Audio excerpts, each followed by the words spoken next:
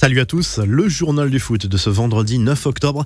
Quelques infos mercato pour commencer. Manchester City est en passe d'offrir une prolongation de contrat à Kevin De Bruyne. L'international belge pourrait rempiler jusqu'en juin 2025 avec une belle revalorisation salariale à la clé selon le Daily Mail. On parle d'un nouveau salaire de 330 000 € par semaine hors prime. La rumeur d'un transfert de Paul Pogba au Real Madrid devrait revenir régulièrement dans les médias dans les mois à venir. Le milieu de terrain français a de nouveau été interrogé sur cette piste en conférence de presse. La porte est grande ouverte. Oui, tous les joueurs de foot aimeraient jouer au Real Madrid. C'est un rêve pour moi, pourquoi pas un jour. Mais comme je l'ai dit, je suis à Manchester et j'aime mon club. A finalement tempéré le champion du monde. Le Real qui aura une grande priorité au milieu de terrain l'an prochain. Et c'est encore un Français, Eduardo Camavinga. Selon AS, le joueur du Stade Rennais fait l'unanimité désormais dans la capitale espagnole.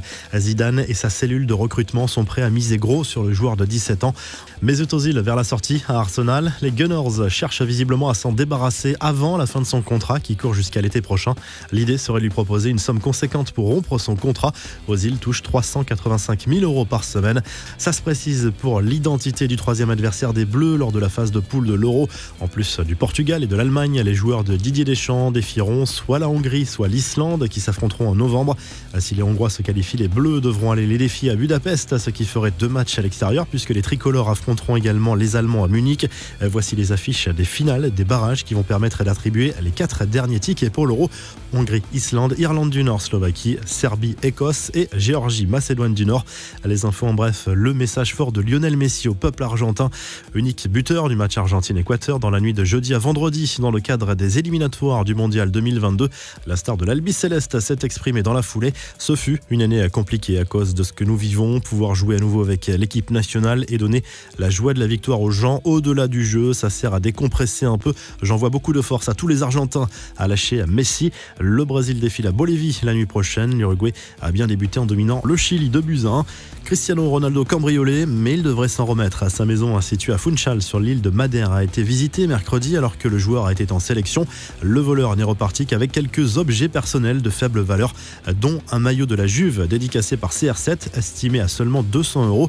Et si Ousmane Dembélé avait décidé de se mettre sérieusement au travail, alors que Ronald Koeman avait accordé des jours de repos aux joueurs non appelés en sélection, l'ailier français a été aperçu au centre d'entraînement du Barça. La presse catalane y voit un signe envoyé à son entraîneur. La victoire tranquille des Bleus. L'équipe de France Espoir s'est facilement imposée contre le Liechtenstein 5-0 jeudi soir à l'occasion des éliminatoires de l'Euro U21. Guiri et Iconé sont impliqués sur 4 des 5 buts tricolores. Ce succès permet de mettre la pression sur la Suisse, leader du groupe. Zlatan Ibrahimovic n'est toujours pas débarrassé du coronavirus. Testé positif fin septembre, l'attaquant de l'AC Milan est toujours porteur du virus et ne peut donc pas reprendre l'entraînement avec ses coéquipiers pour le moment. La revue de presse direction l'Espagne où le journal AS consacre sa une à Adama Traoré qui a fait ses grands débuts avec la sélection espagnole mercredi soir contre le Portugal. L'attaquant de Wolverhampton revient une nouvelle fois sur sa transformation physique impressionnante des dernières années.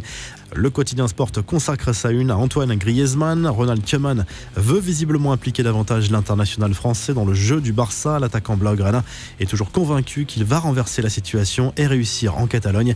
Et en Italie, la Gazzetta dello Sport se penche sur le derby entre l'AC Milan et l'Inter programmé le week-end prochain. Les deux clubs sont touchés par des cas de Covid et la trêve internationale tombe finalement plutôt bien pour les deux clubs lombards.